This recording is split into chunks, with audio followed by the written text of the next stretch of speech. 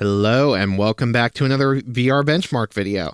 Today we're going to be taking a look at the most powerful gaming GPU in the world versus the highest resolution headset on the market right now here. Because the full resolution of this thing is, it's kind of scary. No, you are not seeing things. That is equivalent to almost 5 4K monitors per eye and 9.4 4K monitors combining both eyes. That's a lot of pixels, even for a 5090. So we're going to have to see how it performs both at that resolution and then also some lower ones. But before we get into the test system and benchmarks, I really need to briefly talk about VR benchmarking in general and a large change in testing methodology and metrics I'll be using going forward, alongside the Super's current OpenXR performance, as it has some problems there. Now, one of the most popular tools for benchmarking is CapFrameX.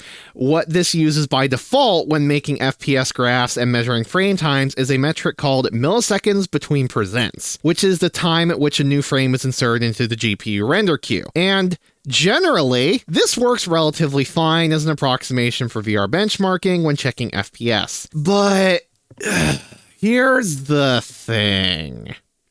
VR rendering can be very, very different from flat screen and how it's done, even comparing the same games. Or sometimes the engine in general may do weird things with its render pipeline in a specific way that can confuse the hell out of certain measuring methods. Let's take a look at this example made by Automobilista, man behind many tools such as the OpenXR toolkit and Pimax XR of the MSFS 2020 engine's render pipeline, as an example in GPU bound. There can be, as far as the render queue is concerned, overlapping frames. This is not a bad thing. It's simply how the engine works. But the problem is this can deeply confuse certain tools and give inaccurate metrics or be flat out impossible to be perfectly accurate with external tools, as Mbusha himself stated about GPU frame times in particular when talking to him. Let me illustrate an example of why this can be a problem if a game engine uses some of those techniques with my own testing. On screen right now is a run of DCS at full resolution. Now, you probably think this looks like a horrible time with the spikes and the stutters.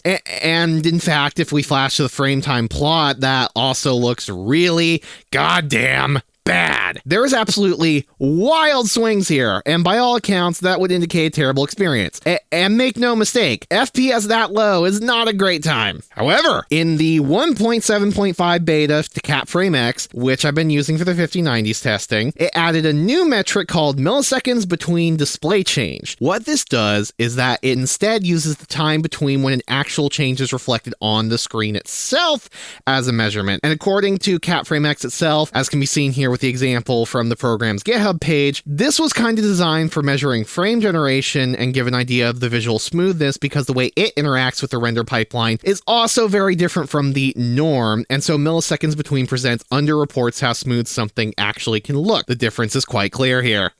Now, remember what I said about VR rendering a moment ago and how it can be quite different? Well, let's look at the same run using both metrics. Wow, using milliseconds between display change suddenly bumped up those lows a damn lot, and it's incredibly tightly paced with respect to the average FPS. It's still not a great experience with performance that low in VR, but relatively speaking, it is far better than the first metric would indicate. Naturally, you must be wondering though, which is correct? Well, this is where I got into using several other tools. On screen right now is a measurement taking with both FPS VR and XR frame tools, two apps specifically designed to measure VR performance, in the same scene with DCS that I used with CapFrameX here. This is just a brief 30-second segment of a 3-minute run, but if looking at the FPS graph in the first box, we are mostly pinging between the 50 to 60-ish range, with a couple dips below that, which, look at that, that would kind of line up reasonably well with what CapFrameX is reporting with milliseconds between display change. And FPS VR is also reasonably similar, though with a slight spike at the end from me taking a screenshot. And the 21.6 millisecond frame time also lines up with current FPS, since that translates to 46, which, if we check XR frame tools in the same box, also reasonably lines up since it's slightly over the 20 millisecond mark and the FPS lines up. Everything so far is all indicative that using milliseconds between display change in CapFrameX is closer to the actual user experience inside a headset here. I talked to another person who did some benchmarking in DCS,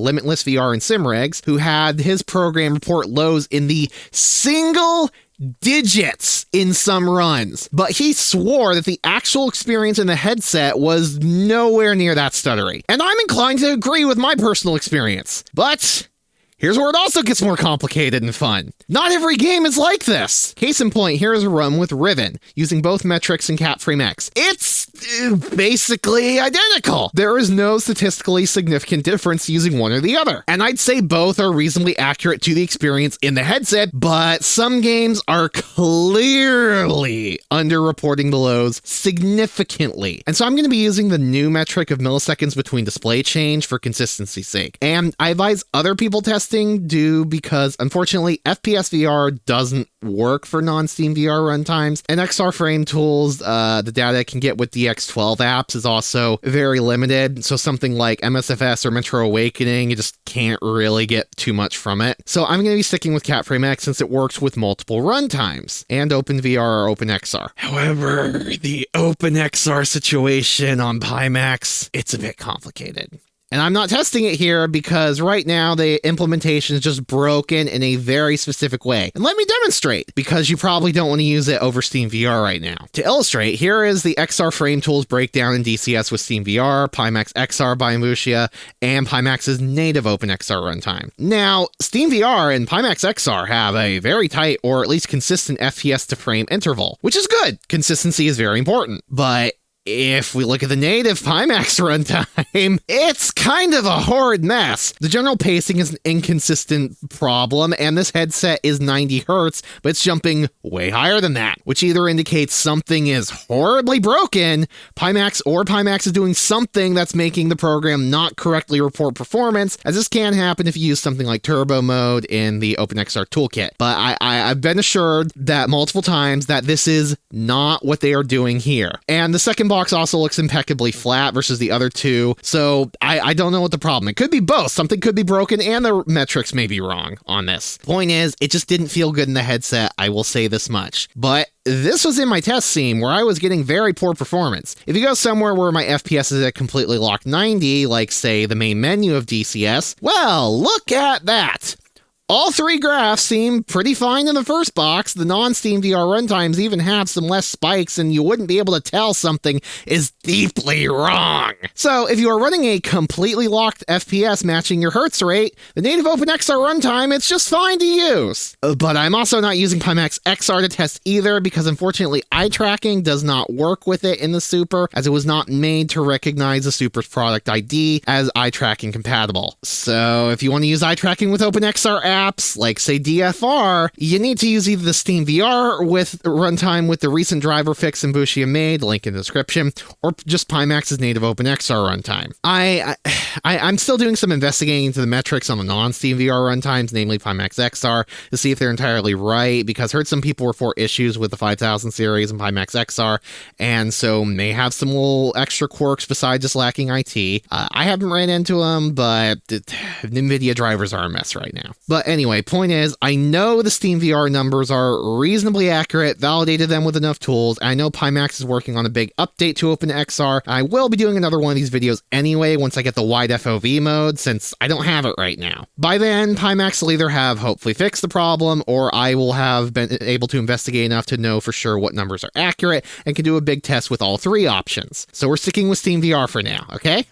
Now also, a brief note if you about comparing performance to past videos. Because of the new metric change and the fact that the 5090's VR stutter problem I mentioned a few times has been fixed as of the latest driver, these results are not comparable to prior videos. I don't have the 4090 anymore, unfortunately, to tell you if this is just, say, a Blackwell specific thing or a general problem. Most games I tested did only see a few % difference using either metric, so the results are probably reasonably right in general with what I previously showed in my videos, but there are a few cases, mainly in the new games that I added to my testing suite here, where you can see some pretty big changes depending on which metric you use. Average FPS never changed with anything though. It's just always the lows, which could vary depending on how you measure. So average FPS is always right. Unfortunately, CapFrameX's frame time graphs still go off the render pipeline, from what I can see at least, and that means it's not always providing correct data with games like, DCS, like what we just saw. But sometimes it does seem like it is correct to the user experience. It does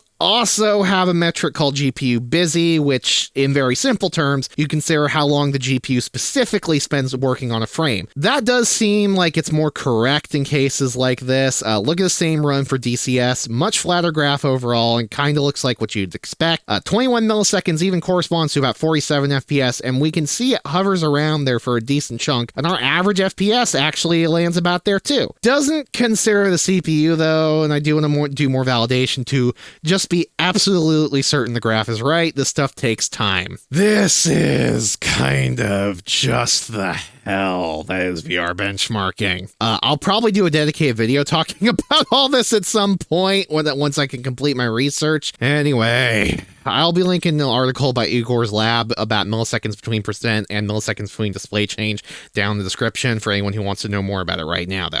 That all out of the way, let's cover the testing configuration. My test configuration consists of the 9950X3D Affinity mass of the Vcache cores, RTX 5090, 64GB of DDR5 RAM, and then run on the Pimax Crystal Super here at the high res, which is 6240 by 6280 per eye, and then also at the medium res, which is 4680 by 4708 per eye. Given we're pushing some ridiculous resolutions, if a game has upscaling support and performance was very poor, I would enable it, typically on quality upscaling at medium res and balanced at high res. Any exceptions will be noted.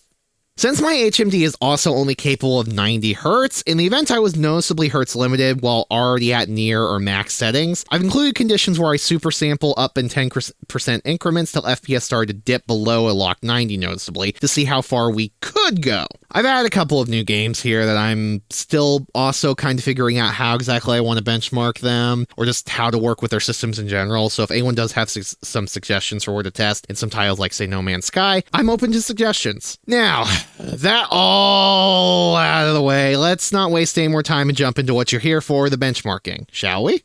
So to kick things off with my earlier example, here's DCS run on the following settings, except for AA, which was changed to test the demands of that in various runs. This is a moderately heavy and custom-made mission following a set autopilot path to ensure consistency every time between runs. If we check out the medium res, the 5090 has a pretty good showing here. TAA and MSAA times 2 have about the same performance, around 66 FPS average with lows in the mid to high 50s, and shows the 5090 truly does not care about the demands of MSAA. Even MSAA times 4 brings us just barely below 60 FPS. If we check on DLSS3 quality, we actually managed to get almost 90 FPS average at these settings and resolutions, which is pretty nice. At high resolution though, yeah, things are kind of much more dire. At native res with just TAA, we're at barely 46 FPS average. We really have no room to use something like MSAA, so it's not even worth trying at this res. DLSS balance takes us to some playable, if not ideal, frame rates at 64 FPS, bringing us to about the same performance at medium res with TAA. If we use dynamic foveated rendering with quad views though, performance noticeably increases by around 50% or more on every single metric, up to an impressive 73 FPS average from 46. Performance has shot up so much that this run is actually the second best on the entire chart. We could actually have a good 72 FPS experience, with some dips granted, or could perhaps adjust some settings, go for upscaling, or use more aggressive foveation to aim for 90 FPS, as the default settings for it are somewhat conservative with SteamVR when using quad views foveated. Overall, a pretty impressive result for the 5090, but without dynamic foveated rendering, it just can't manage high FPS at full resolution, though medium res can achieve some pretty good frame rates. And a new game for the test suite, No Man's Sky, running on the high preset with ultra textures. And And there's some strange things here. At medium res with TAA, performance is overall reasonably impressive with 80 average,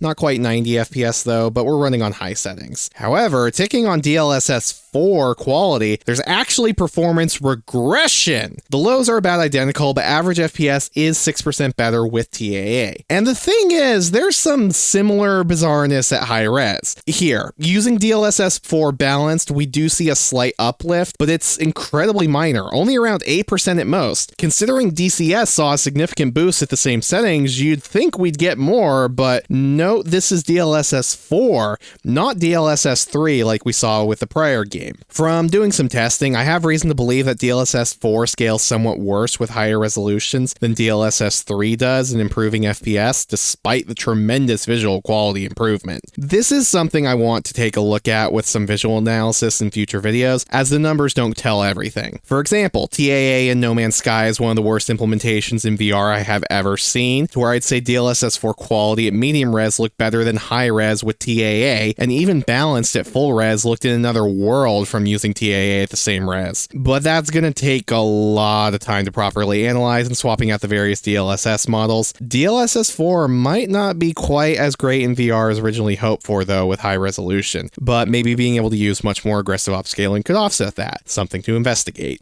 But that aside, the delta between high and medium res isn't that significant in the lows, 10 to 20%, but average FPS went up a whole 45%, so with a few setting tweaks, a decently smooth experience could be possible at medium res. Now, proving that DLSS 4 can still be a significant benefit despite what I just said, we have Riven run at medium settings but epic view distance and textures. This game recently got a massive update with native DLSS 4 support, which is the reason I'm using it. At medium res, there's not too much to talk about. Performance at native is definitely playable, but there's some severe dips in the lows relative to the average FPS, which makes one part of it a choppy experience. Turning on DLSS quality, we see a modest but notable bump in performance of up to 27% on average FPS, with lows seeing a similar but slightly smaller increase. This is somewhat mitigated by running into hertz limitations, which may be part of the low gains in average FPS. But besides some of the dips, it's definitely bringing us a lot closer to 90 FPS average and a smooth experience. However, at high resolution, things get extremely interesting. Native res is a truly awful experience with 40 FPS average, not enough to even use motion smoothing, not even mentioning the lows in the 20s. But if we turn on DLSS to balance, performance absolutely skyrockets. Average FPS rises by a tremendous 68%, while the lows jump up to 80 to 82%. Simply turning on DLSS provides such a game-changing boost that this is literally the difference between unplayable and a decent experience. In fact, performance is now almost completely identical to medium res at native, and I would personally say that DLSS 4 at balance has better image quality than medium res at native due to DLSS being far cleaner at dealing with temporal artifacts than normal TAA is. I know some people joke about game optimization and the solution is just turn on DLSS, but that is literally the case here, where upscaling completely saves performance with one of the largest uplifts I've ever seen using it. This is just on balance too. We could drop down to performance if we really wanted to get more FPS. Riven's average FPS relative to the lows is kind of interesting when looking at the frame time plot, so let's check it out. Through a large majority of the run, the overall frame pacing isn't so bad, and we get pretty consistent, if bad in some runs though, performance. The notable exception is medium res with DLSS 4, which had a few notable spikes, but through a large majority of the run, it is hovering around 90 FPS mark going by frame times. But around the 48 to 54 second mark of the plot, every single run had a notable arch in the frame times. This is not a momentary spike either, but a good several second long period where performance is getting significantly worse. But after that brief period, the frame times actually settle down and return to a level which isn't too much worse than the rest of the run, except for high res at native. Given the lows are 1 and 0.1% of the frames, and that's a tiny fraction, this is likely a notable contributor towards the huge gap between the lows and average FPS. This game definitely does have some stutters you will encounter, but it's not quite as bad as the averages make it appear.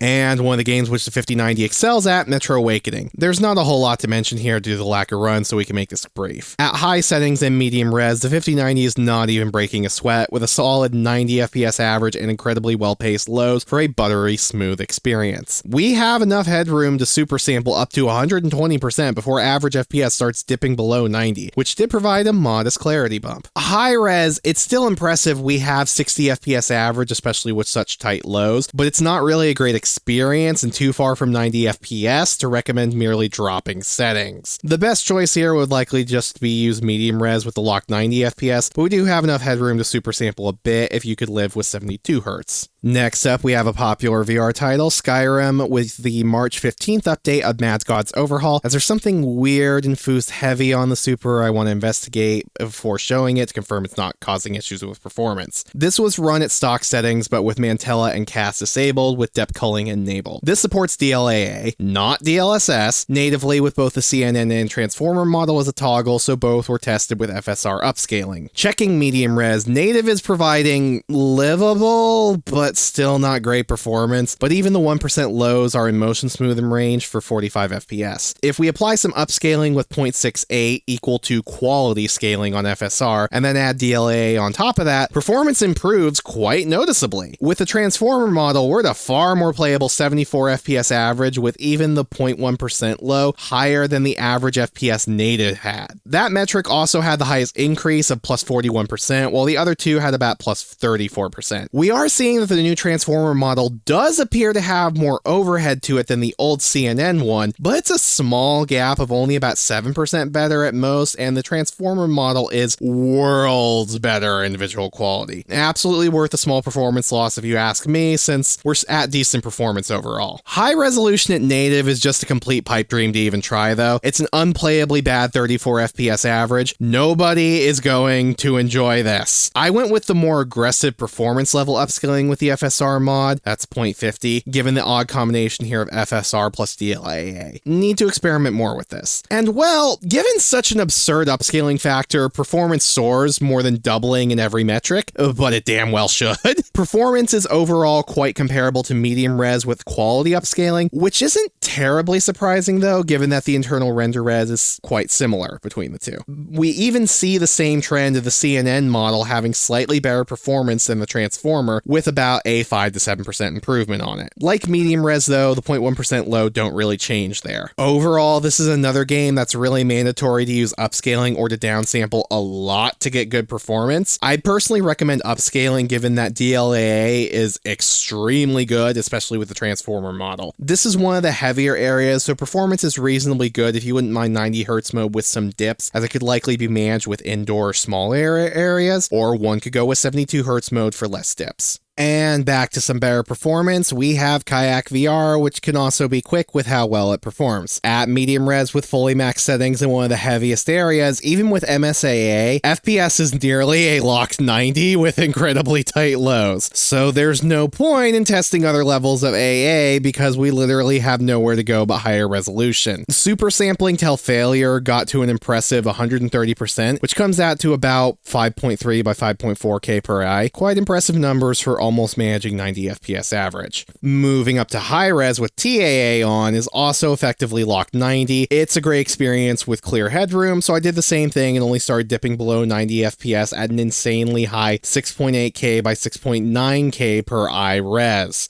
Turning on MSAA at 100% though, we do start faltering a good bit on performance, down to about 61 FPS average. But for a slower game like Kayak, if you just want to enjoy the nice scenery on tour mode, that is completely livable since the overall consistency is rather smooth. If we check out the frame time plot briefly for medium res, we can see that the major problem area appears to be the beginning segment of the run. The 130% super sampled run is rather spiky and certainly not keeping a smooth 90 FPS like 100% res is, but after the about 35-second mark, we can see performance largely levels out and the two runs are pretty comparable. So this could be a good 90 FPS experience with some dips if you could tolerate that. And next up, up is MSFS 2020 run on the high-end preset over New York with clear skies and online functions disabled. Using DX11 as DX12 would crash for whatever reason every time I tried to engage VR. Not sure why. Unstable 5000 series drivers, I guess. And this game is brutal on these settings, able to bring even a 5090 to its knees on medium res, hitting just shy of 40 FPS average, which isn't ideal even if it's not terrible for a game like this. If we flip on DLSS 3 just to quality though, performance skyrockets with a 51% increase in average FPS that actually brings us to over 60 FPS. However, the lows don't rise quite as much. The 1% gets a pretty meaningful 34% increase, but the 0.1% has a rather disappointing only 15%. But it's still better than the average FPS without DLSS. At high res though, while native was at least kind of playable on medium, it's an inexcusably awful experience here. 23 FPS average is horrific for flat screen, let alone VR anything. Turning on DLSS to balanced res though, we see a tremendous performance boost that actually brings us to playable FPS for a flight sim like this, with average FPS almost doubling to 45 and putting us in motion smoothing territory. 1% lows have gone from 22 FPS to 41.86. Also a giant leap, though once again the 0.1% low sees a much smaller relative gain, but plus 54% versus native is still an extraordinary and welcome boost. Interestingly, if we compare DLSS balanced at high res to medium res, at native, medium res actually has slightly better 0.1% low by a few percent, but high res with DLSS has an 11 to 14% lead in the other metrics. We are running on the high end preset, so there's room to lower settings, but at higher medium resolution, playing at decent frames without some kind of upscaling just isn't really a good idea. And for some racing sim representation, we have Automobilista 2, run on ultra settings and varying levels of MSAA with a 21 car track and heavy cloud weather. The track I picked said it supported over 30, but it didn't let me go over 21 for some reason. At medium res, the 5090 is holding some pretty solid performance with average FPS in the 80s, maintaining 86 with low MSAA. Even medium MSAA doesn't lose that much performance and keeps 82 FPS average, though we're not hitting 90. If we try to use high MSAA though, the 5090 is beginning to buckle with only 69 FPS average. The 0.1% low isn't that drastically affected. If we compare with low MSAA, it only had a 12% lead, but 1% in average FPS are seeing a more substantial difference of 20 to 25% leads. High res does not have as good a story though. If we drop AA entirely, it's now performing almost dead even with medium res using high MSAA, and I'll tell you that there's definitely more shimmer when using no AA even at high res, though certain things do still look better, but others are worse. Even flicking on low AA sees the 5090 dropping to 60 FPS average at high res, and given this is a racing sim, I don't see much point in testing higher levels of MSAA as we are already well below ideal performance. This is on ultra settings, so high res could dial some stuff down to shoot for better FPS, but given conditions like rain or night can be even heavier, it's likely better to play more medium res with some MSAA. 90 FPS would be quite achievable with higher settings and reasonable levels of AA there though. And lastly is VRChat, tested in Complex 7 with max settings but full mirror resolution. At medium res, it's worth noting that the 0.1% low are nearly the same no matter the level of MSAA. There is a whole 3% difference between the lowest and highest run, so we could be hitting some kind of limits here between the scene transitions or just VRChat user content being, well, VRChat. The average FPS and 1% low do change, but again, the 5090 showing how little care it gives about MSAA at this resolution, since the largest gap is between the 1% low and MSAA times 4 versus no AA, where no AA is about 19% better. Considering how VRChat is though, even MSAA times 4 has pretty good performance at medium res, though I'd likely stick to times 2 or even disregard MSAA in real world usage if a lobby were to fill up with people. The same can't be said for performance at high resolution though. With no AA, AA, we're sitting at about 66 FPS average, and the lows have suffered. Just comparing high res with no AA to medium with MSAA times 4, the lowest res run has a 15% lead on average FPS and 26% advantage on both lows, which is definitely a better experience and has less shimmer. The other runs at medium res are just performing so much better, and though this is a very demanding world to be sure, once more it's important to note this was in a solo lobby and not many people use VRChat this way, so the extra performance headroom will matter a lot if entering around with friends or other people. MSAA just isn't worth it at high res because even the lowest level of it, times 2, is below 60 FPS average. Alright, so there's all the data. How about we talk about it a little bit? At high, or full res if you want to look at it that way, Crystal Super here is, it's very demanding, even on the 5090. But there were some cases where it's still possible to get reasonably good performance without having to use rock bottom settings or DLSS performance upscaling. But this is a 5090. This is the most powerful GPU you can get on the planet for the consumer market, and which I've shown in 2 videos now, gets disproportionately better than the 4090, the previous king, at higher resolutions, to where gains in the 40 to 50% range at Crystal Super like res, that's sort of the lower end of what you'd expect. If you are on literally any other GPU, running a high resolution on the Super, it's pretty much out of the question, outside of maybe some simpler or very well optimized games, at least without some very heavy upscaling, the good kind of DFR you get from quad views like in DCS, or running 72Hz mode. Be sure to turn off MSAA if you are in that situation though, with how demanding it can be on any card but the 5090. But what about medium res? That resolution is almost identical to the original Crystal's high, and the 5090 fared there really, really well, to where a few games I could even super sample up to above the 5K by 5K per eye range. So I think that's probably where most people are going to end up running this. How's it compare to high res on this headset or the original Crystal, for anyone considering the upgrade, say with the loyalty discount?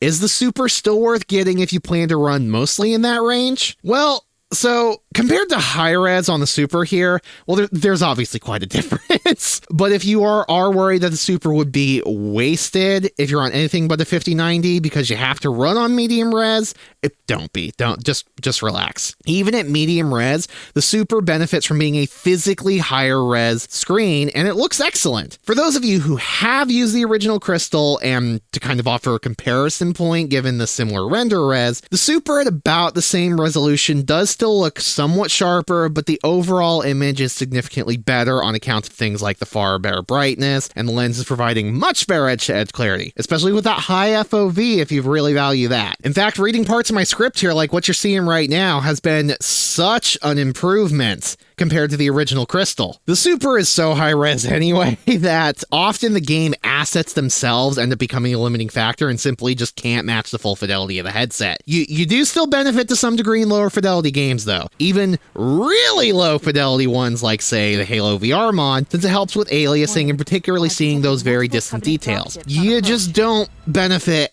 as much versus, say, something like Kayak VR, DCS, which has much higher quality assets. This all said, though, you definitely still want a high-end GPU for this headset. Even at medium res, I would consider something like a 4070 Ti or equivalent the minimum for a decent experience without more significant compromises. Ideally, more like a 4080 and up. In somewhat, but not extremely demanding titles, at least. Obviously, higher if you play something heavy like, say, simulators. Look at those Microsoft Flight Sim results. But it's not like your clarity is automatically just nuked the second that slider ticks below 100%. Unfortunately, direct game capture through the lens just doesn't really do a good job of illustrating the clarity difference, at least with the equipment I have access to. So you'll just have to take my word for it and the few people I've talked to who have used both. And that is the video. If you made it to the end, thank you for watching here. Have you tried running the Crystal Super on yourself on a different GPU, as I know shipments are going out? Let me know how your performance is in the comments below. What'd you think of the numbers here? You surprised at how well it could perform in some, or are you worried about how bad the performance was in certain titles? Let me know about that too. Consider sticking around to see what I do next. My full review will probably be coming up, hopefully not too distant future. And if not, well, thanks for making it to the end, and maybe I will see you again sometime in the recommendeds. Later.